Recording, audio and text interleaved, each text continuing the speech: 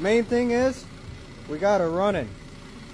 This Buick belongs to one of my old instructors that taught me automotive growing up, and it feels kind of good to get it running for him, to be honest.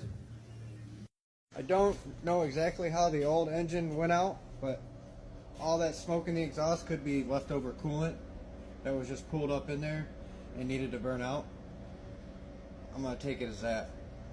So a little recap.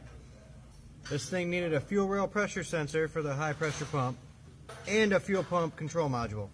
The fuel rail pressure sensor sits underneath the intake. You have to take the intake off to get to it. And the fuel pump control module lives here in the trunk. Right about there. You can see where there's two of them in there. Lately I've been getting a lot of the nightmare problem child vehicles. And sometimes that'll put some stress on you. But it sure is rewarding when you figure them out.